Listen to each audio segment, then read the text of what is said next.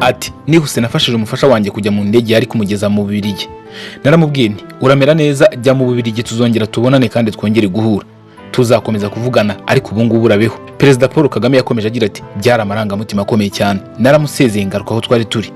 Ubwo nawe yari amaze kugera mu ndege nibwo nasanze yibagiwe agakapu ko mu ntoki, ikoti rye, pasiporo ndetse n'ibindi byose. Nibwo nahise nihuta nsubira inyuma kubimuha. Mu by'ukuri muri twebwe nta muntu wari uzi igiye gukurikiraho cyangwa se igihe tuzongera guhurira. Yari atwite kandi yaragiye kwisigarana. Niko Paul Kagame yatandukanye n'umufasha we wari utwite kubera impamvu imwe yonyine iziri ya kabiri, ariyo y'u Rwanda no kurubohora. Paul Kagame ubwe yari agiye kuvirondera agace Nairobi akajya Entebbe, akabona kuza mu Rwanda aho yagombaga gufatanya n'abandi kubohora u Rwanda ndetse no gufata inshingano zo kuyobora urugamba zari zimaze gusigwa na Fred wari waguye ku rugamba. Ariko nk'umutasi w'umunyamwuga wabikoze igihe kirekire, yagize ikindi gitekerezo nyuma yo gutekereza ko buri wese ari gushaka kumuhagarika cyangwa se kumubuza kujya mu Rwanda. Yarabizi neza ko agomba kunyura Nairobi akajya Entebbe mu gihugu cya Uganda, aho niho yatekereje guca Addis Abeba muri Ethiopia. Paul Kagame aho yari arimo gukandagira hose yari azi ko hari abantu bifuzaga kumufata no kumuhagarika, kuko bisa naho hari umuntu wari wamaze gutanga amakuru y'uko agiye ku rugamba. Ndetse rwose Paul Kagame nawe ntiyamenye neza wari uri kumukurikirana. Gusa uyu muntu mu buryo bwumvikana ntiyashakaga ko agera ku rugamba, nicyo cyari icyifuzo cye kuko yakoze ibyo ashoboye byose ngo amuhagarike muri uru rugendo. Uyu muntu yarinde kuko mu by'ukuri kuri Maji Official niho wakumva inkuru nk'izi zicukumbuye ku mateka y'u Rwanda n'ayaranze isi dutuye. Mbahaye ikaze.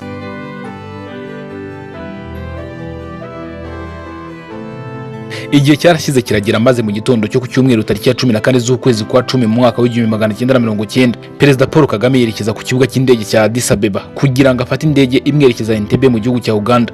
Aho inshuti yari yamufashije kumushakira umwe mu bategetsi b'umupilote w'umunya-Ethiopia wari kumufasha guca ku nzego z'umutekano z'ikibuga cy'indege. Ariko uyu muntu wagombaga kumufasha Paul Kagame ntiyigeze aboneka ku kibuga cy'indege. Aha rero noneho yagombaga kwirwanaho kuko uwari kumufasha yari amaze kumutererana. Ubwo yahise afata umwanzuro wo kubikora mu buryo bwe. Aha rero Kagame yari afite ibintu bibiri bikomeye. Muri icyo gihe yari afite amafaranga menshi yari avanye mu Bwongereza. Ikindi yari afite igikapu kirimo ibitabo bitandukanye, imyambaro ya gisirikare n'ibindi bikoresho bya gisirikare.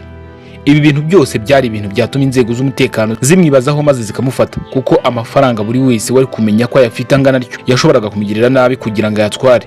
Ariko kandi n'ibyo byari mu gikapu cye nabyo byari gutuma hatwa ibibazo byinshi. Aha rero ku kibuga cy'indege hari ahantu abantu bagenzurirwa. Kuri main checkpoint hari abarinzi basaka mu bikapu by'abagenzi. Aha rero Paul Kagame yagiye ku murongo kugira ngo nawe yinjire ku kibuga cy'indege, maze afata amadolari igihumbi yashyira mu mufuka w'ishati kugira ngo aba yifashishije mu gihe haba hagize umusagarira. Ariko nubwo yari afite ikibazo gikomeye cy'uwo ari kumusagarira kubera ibyo byose yari yitwaje, ubwo yendaga kugera aho yagombaga kugenzurirwa yiyumvisemo neza ko atiteguye neza, maze asubira inyuma ndetse n'ubwa kabiri bigenda bityo.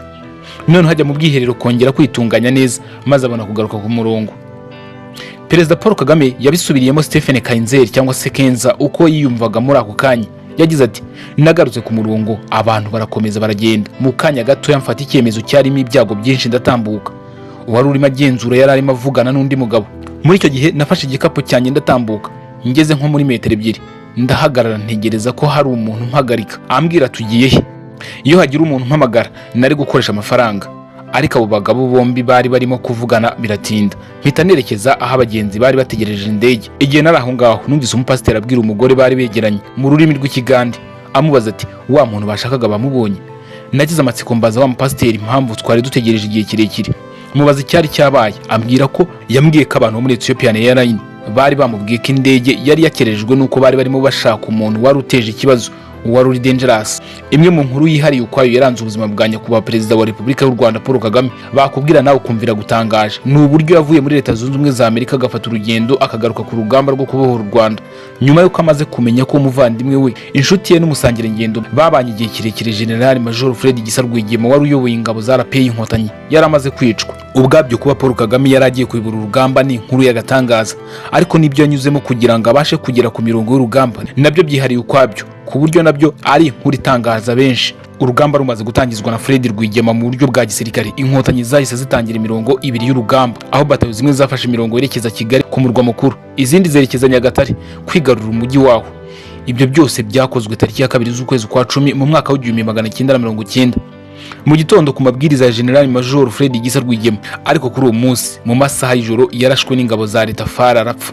akimara gupfa urugamba rwarakomeje ariko bigirwa ibanga rikomeye ku buryo n'umusangirangendo we Paul Kagame bararanye amajoro menshi bategura umushinga wo kubohora u Rwanda, nawe yahishwe ayo makuru. Ubundi Paul Kagame uko yari yarabivuganye na Fred Rwigema kwari uko urugamba rugitangira yari guhita ahagarika amasomo akaza bagafatanya kubohora u Rwanda. Nibwo rero ubwo urugamba rwo kubohora u Rwanda rwari rutangiye tariki ya 2 z'ukwezi kwa 10 mu mwaka w'1990, Paul Kagame yagiye kureba uwari umuyobozi we ku ishuri amubwira ko ashaka guhagarika amasomo ye. Perezida Paul Kagame yabigarutseho abibwira François Suda ati, igihe byabaga ku munsi wakurikiye uw'itariki ya 2 z'ukwezi kwa 10, nagiye mu buyobozi bw'ishuri mbabwira ko nashakaga kugenda. Sinashaka kugenda nkuzimiriye mu muyaga. Paul Kagame yasobanuriye abayobozi ku ishuri rya Fort Leavenworth impamvu yari agiye kugenda amasomo atarangiye, kuko ntibyumvikanaga uko umuntu yakwikura muri iryo shuri ry'agatangaza ryari imbonekake, yewe ryari n'inzozi ku basirikare benshi mu isi yose. Rero yabasobanuriye ko yari agiye ku rugamba rwo kubohora igihugu cye, kuko nubwo muri iryo shuri yari umusirikare wa Uganda ariko ubundi yari umunyarwanda waje muri Uganda ahunga. Byarangiye abayobozi be abahaye impamvu y'agaciro, ndetse kuva ku ishuri abayobozi bamwemereye kujyana ibitabo byari byiganjemo ubumenyi bwihariye mu bya gisirikare yigiragamo, yabonaga ko byari kuzamufasha ku rugamba. Ndetse rwose Perezida Paul Kagame yabwiye Stephen Kenza ko ibi bitabo yazanye byabaye by'ingenzi cyane ku rugamba rwo kubohora u Rwanda, kuko byabafashije byinshi. Nyuma yo kumenyesha abayobozi be ko yari amaze guhagarika amasomo ye, Paul Kagame ntiyahise afata urugendo rwo kuva Kansas, ahubwo yagiye gutunganya ibyo byose byamurebaga aho yari atuye, haba kwishyura ibyerekeye inzu yari atuyemo ndetse no kwishyura za fagitire z'ibyamurebaga byose, kuko yashakaga gusiga ibintu byose biri ku murongo nta deni asigayemo Abanyamerika. Ariko ubwo ku rundi ruhande Paul Kagame yari afite impungenge z'uko yari amaze igihe atavugisha Fred Rwigema, ndetse atanazi neza uko urugamba ruri kugenda, kuko yaherukanaga na Fred urugamba rutaratangira. Aho rutangiriye ntibongeye kuvugana. Kuva urugamba rwatangira amakuru yavugaga ku rugamba yazaga i Kampala ku bayobozi ba RPF Kontanyi bari barahasigaye bakabona kuvugisha Paul Kagame. Ariko mu by'abantu bose bamubwiraga, Paul Kagame ntiyumvaga amakuru ya General Rwigema.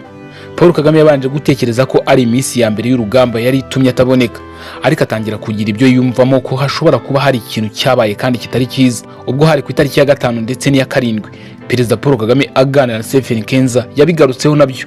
Yaramubwiye ati, bikubiye ku makuru nahabwaga numvaga ko hari ikintu kitari cyiza niyumvagamo muri njye. Sinumvaga Fred Gisa Rwigema, nta kintu cyambwiraga ko ibintu biri kugenda neza. Paul Kagame yumvagamo rwose ko hari kitagenda neza mu makuru yose yamugeragaho. Nibwo rero yafashe umwanzuro wo kureba uwo atuma akajya ku rugamba akamuhuza na Fred. Paul Kagame nabyo abigarutse ati, ku itariki ya 5 cyangwa se iya 7 nabajije umuntu i Kampala nti, wabavuganye na Fred cyangwa se wigeze umwumva ubwawe? Naramubwiye nti, ndashaka ko ujya ku rugamba ukinjira mu Rwanda ukabwira Fred ko nshaka ko tuvugana byihutirwa. Nadashobora kumvugisha ukanya kuri telefone, ndashaka ko ugaruka ukambwira uko wamubonye. Uwo muntu Paul Kagame yatumye yari agiye gushakisha General Major Fred Rwigema, nyamara ntiyaraakiriho, ahubwo yari amaze iminsi irenga 3 apfuye. Uyu muntu Paul Kagame yatumye ngo ajye kureba Fred Rwigema ku rugamba niwe wamuhaye amakuru y'imvaho y'ibyabaye. Ibi nabyo Perezida Paul Kagame aganira na Stephen Kenza yabigarutseho cyane ati, nyuma y'amasaha 48 natangiye guhamagara iwe mu rugo, umugore we ambwira ko ataragaruka. Nyuma naje kumubona, naramubajije nti, wabonye Fred? Aransubiza ati, oya nyakubahwa sinamubonye. Namubajije nti, kubera iki? Kuri telefone yahise aceceka, akomeza guceceka. Ndamubaza nti, kubera iki? Aransubiza ati, nyakubahwa nako ntakiriho. Ndamubaza nti, ushatse gusobanura iki? Uravuga ko yapfuye? Nawe aransubiza ati, yego nyakubahwa. Mu matwi ya Paul Kagame yari inkuru mbi rwose, ndetse niyo mpamvu igihe cyose cyari gishize Paul Kagame atakibasha kuvugana na Fred Rwigema nk'uko byari bisanzwe. Iyi nkuru mbi Paul Kagame yari yakiriye yaramushegeshe bitavugwa, imushengura umutima rwose, agahinda karamurenga. Ubwo rero yahise ava kuri telefone afite agahinda kenshi, kuko kuri we Fred Rwigema ntiyari umuntu usanzwe, yari umuvandimwe we, inshuti n'umusangirangendo babanye igihe kirekire cyane, nk'umusirikare barwananye intambara nyinshi. Mu gihe yavaga kuri telefone, umufasha we babanaga muri Leta Zunze Ubumwe za Amerika yaramwegereye, amubona yahindutse rwose, amubaza icyabaye. Paul Kagame utari ufite uko asobanurira iyo nkuru umufasha we wari utwite, yaramusubije ati, ntacyo. Yarabimuhishe bisa nkaho ntawe yari afiteho guhera amusobanurira iby'iyo nkuru, ndetse ngo aramubwire ko nawe yari agiye ku rugamba rwari rwamaze guhitana Fred. Ntabwo byari kuba byoroshye rwose, kandi yabihishe umufasha we kugeza batandukanye.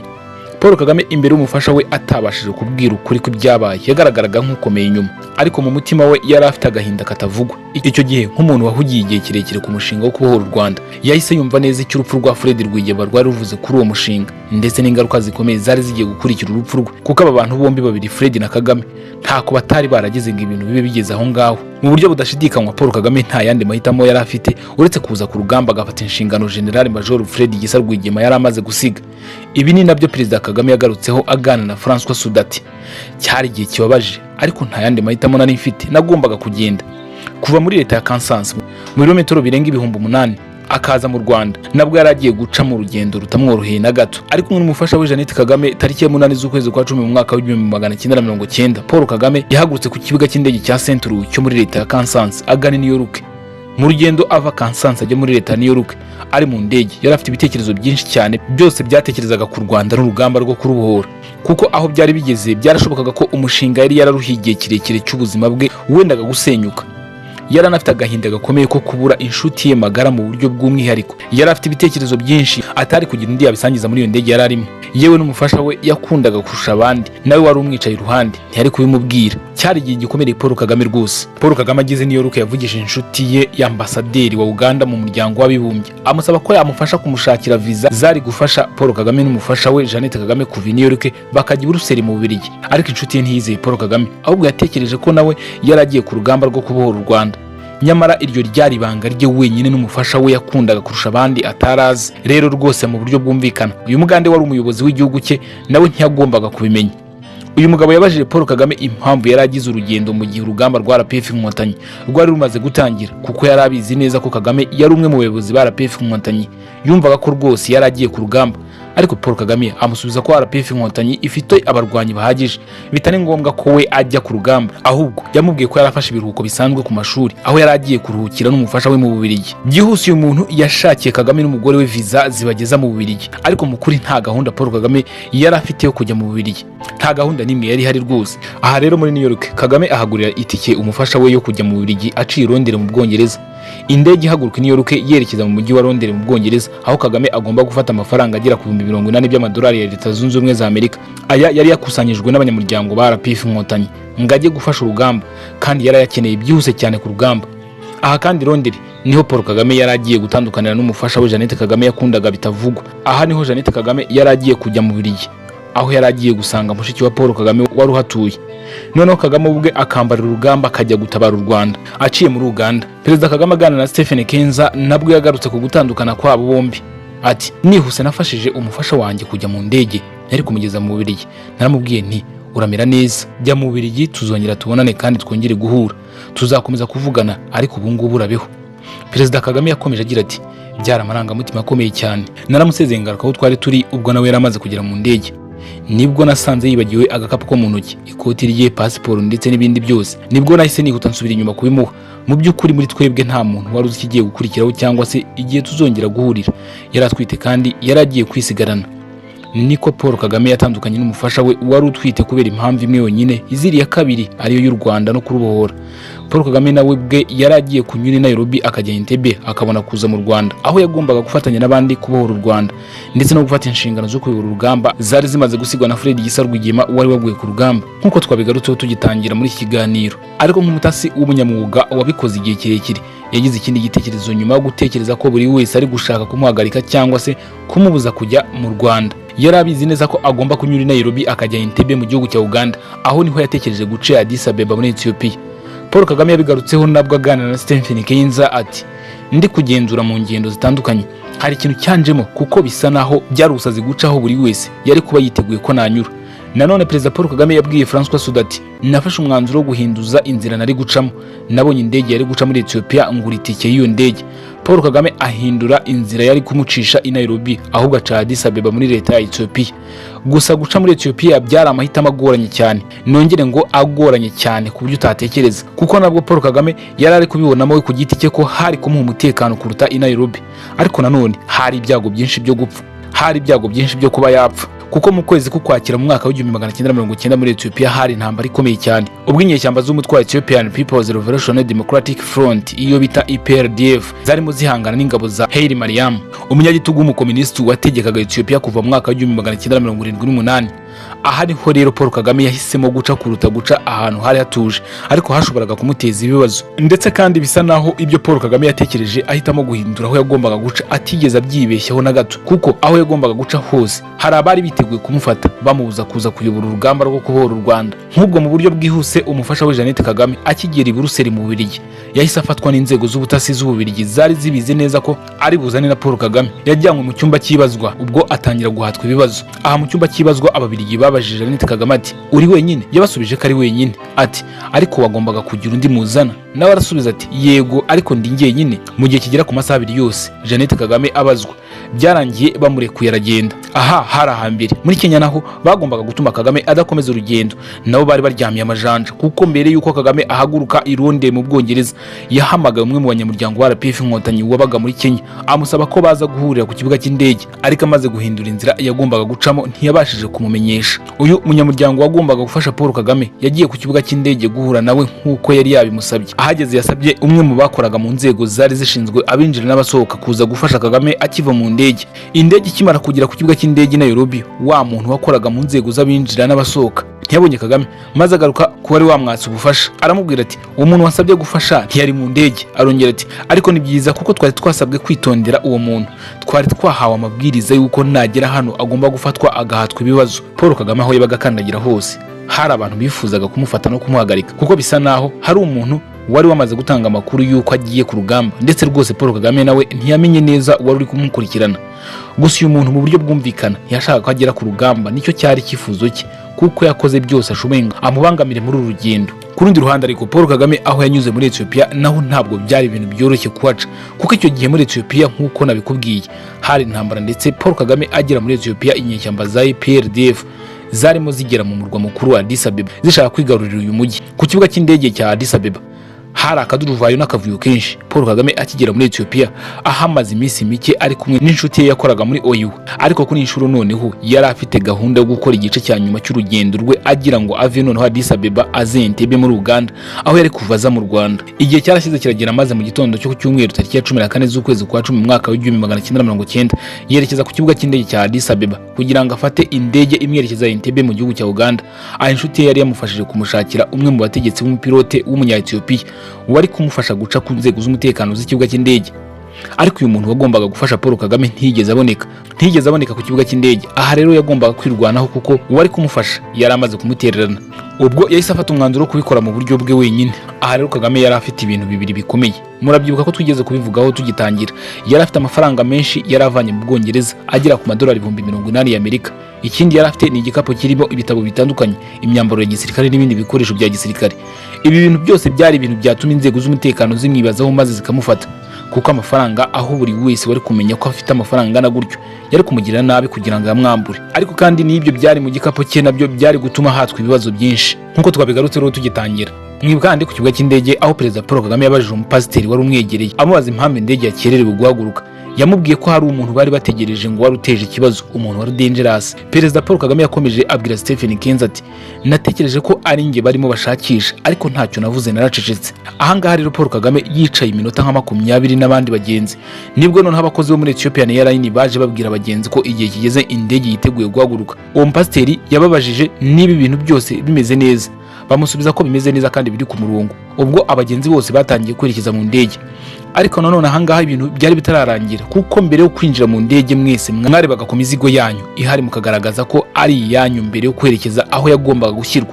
Muri iki gice cyo kureba imizigo y'abagenzi nibwo Paul Kagame yatunguwe no gusanga igikapu cye kitari muri ibyo bikapo by'abandi bagenzi. Ubwo nibwo hano yatangiye kugishakisha. Ibi nabyo Perezida Paul Kagame yabigarutseho mu gitabo cya Stephen Kenza ati nashakishije igikapu cyanjye hafi aho ndakibura, nafashe umwanya wanjye ndagishakisha mu gihe abandi bafataga ibikapo byabo. Nge nari ndimo nshaka icyanjye. Nabonye umwe mu bagabo bagenzuraga ibintu aho ngaho ari wafashe igikapu cyanjye. Yari afite inkoni mu kaboko k'ibumoso, afite n'icyombo mu kandi kaboko k'iburyo. Yari ahuze avugira ku cyombo cye. Nahise ntekereza ngo mubaze impamvu afite igikapu cyanjye, ariko yari ahuze cyane. Nafashe umwanzuro wo kumuturuka inyuma mfata igikapu cyanjye cyari hagati y'amaguru ye. Paul Kagame amaze gufata igikapu cye, wa mugabo yakomeje guhagarara nk'ufite ikintu kiri hagati y'amaguru ye kugeza ubwo undi mugabo yaje akamutwara akagenda. bisa naho yari yibagiye ko hari icyo yari yafashe. Paul Kagame yari mu ndege, yakomeje kwitegereza wa mugabo kugeza agiye. Ubwo ku rundi ruhande indege yari iteguye kwerekeza ku kibuga cy'indege mpuzamahanga cya Entebbe mu gihugu cya Uganda. Urugendo utapfa gusobanurira buri wese Addis Ababa Entebbe rwari rurangiye, ariko rwarimo ibyago byinshi. Iyo hagira umenya ibyo Kagame yari yitwaje, inkuru yari guhinduka indi. Paul Kagame agana Entebbe yari yamaze kubwira inshuti ze zakoraga mu nzego z'iperereza za Uganda kuza kumufasha ku kibuga cy'indege cya Entebbe. Aha mu Rwanda wavuga ko ibintu bitari bikomeye nko mu bindi bihugu yaciyemo, kuko abasirikare b'abatasi bagombaga kumufasha hafi ya bose bari barakuriye ku birenge bye. Indege ikigera Entebbe yabonye umwe mu bo yari yabwiye yaje kumureba, yahise abwira Kagame ati hereza igikapu cyanyu munkurikire. Paul Kagame yari umuntu uzwi muri Uganda, aho kumucishaho abandi bagenzi basanzwe banyuraga, ahubwo inshuti ye y'umutasi wa Uganda yahisemo kumunyuza mu mazu yakoreshwaga mu kubika ibicuruzwa ku kibuga cy'indege. Nyuma yo guhamagarwa n'umwe mu bacungaga umutekano w'ikibuga cy'indege cya Entebbe, maze uyu mutasi akamwereka ikarita ye y'akazi akabona gutuza. Paul Kagame n'uyu mutasi wa Uganda wari waje kumufasha babashije gusohoka ku kibuga cy'indege cya Entebbe nta kibazo na kimwe kibayeho. Mu masaha 10:30 y'amanywa ku munsi wo ku itariki ya 14 z'ukwezi kwa 10 mu mwaka wa 1990 nibwo wa muntu wari waje gufata Paul Kagame yamugejeje mu nzu aho yabonanye n'undi mutasi wa Uganda wari waje kumureba. Ikintu cya mbere Paul Kagame yari akeneye kwari ukuryama, kuko yari amaze amasaha menshi mu rugendo. Yarananiwe ku buryo no gufata ifunguro ntabyo yashakaga. Ibintu byose yabishyize ku ruhande araryama. Paul Kagame yabyutse hafi saa 2 z'ijoro. Ubwo hahita habaho kumutegurira imodoka, imwe yagombaga kumutwara n'indi yagombaga kumucungira umutekano. Ubwo rero yari arimo yitegura kugana ku rugamba mu masaha make yari agiye gukurikiraho. Nyuma yo gufata ifunguro rya nijoro ku isaha ya saa 5 z'ijoro, yafashe umuhanda yerekeza ku mirongo y'urugamba mu Rwanda. Mu gitondo cy'umunsi wakurikiyeho ku itariki ya 15 z'ukwezi kwa 10 mu mwaka wa 1990, hagati ya saa 11 na saa 11 n'igice, Paul Kagame yari ageze ku mupaka winjira mu Rwanda. Akihagera ibintu byose yasanze nta na kimwe kiri ku murongo. Ingabo zaracitse intege, inkomere ari nyinshi, ababuze ubuzima ari benshi, morale ntiyari kiri mu ngabo. Muri make ibintu byari icyago kitagira izina ku ngabo zarapeye inkotanyi zari zimaze ibyumweru 2 byose zitakaje umugaba mukuru wazo wari waje aziyoboye zitangira urugamba, ku buryo ibyo Perezida Paul Kagame yabonye akigera ku rugamba atazigera byibagirwa na rimwe mu buzima bwe bwose. Byari no gutuma hafi gusubira inyuma, ariko muri ako kanya nta mahitamo namwe yari afite uretse gukomeza imbere ku rugamba. Abibwira Stephen Keynes yagize ati nta na kimwe cyari kiri ku murongo. Ibyo nabonye ntiyagira byanyabyo na jenoside yakorewe Abatutsi ni ibintu byiyanditse mu buzima bwanjye no mu bitekerezo bihoramo kugeza uyu munsi wa none. Aha mu buzima bwanjye bwose ibyo bintu bibiri bizajya bikomeza kubana nanjye. Nuko nguko Paul Kagame wari ufite ipeta rya majoro icyo gihe amaze kugera ku rugamba rwari rugiye kubohora u Rwanda, ariko yasanze ibintu byose byarangiritse. Kwari ugutangira bundi bushya, ariko mu murava, ubutwari no gukunda igihugu bitangaje byatumye ahera kuri zero mu kubaka igisirikare cya RPA inkotanyi, maze akayobora izi ngabo mu rugamba rw'akataraboneka kugeza u Rwanda rubohowe. Nk'uko nabibabwiye mu biganiro byacu by'ubutaha, tuzagaruka ku rugamba rwo kubohora u Rwanda umunota ku wundi ndetse n'intambwe ku yindi, nuko urugendo rwatwaye Paul Kagame icyumweru cyose rwagenze kuva avuye Saint Louis muri Kansas kugeza mu Rwanda, aho yaraje kuyobora urugamba rwo kubohora u Rwanda asimbuye Fred Gisa Rwigema wari waruguyemo. Njye nk'ibisanzwe ndibugira bangati aha ni kuri Majimaji Official, aho ushobora gukurikira amateka acukumbuye ku Rwanda n'ayaranze isi dutuye. Ndabashimiye, mugire ibihe byiza aho muri hose mu bice bitandukanye by'isi. Mbibutsa gukomeza gukora subscribe kugira ngo twaguke kurusha uko tumeze uyu munsi wa none.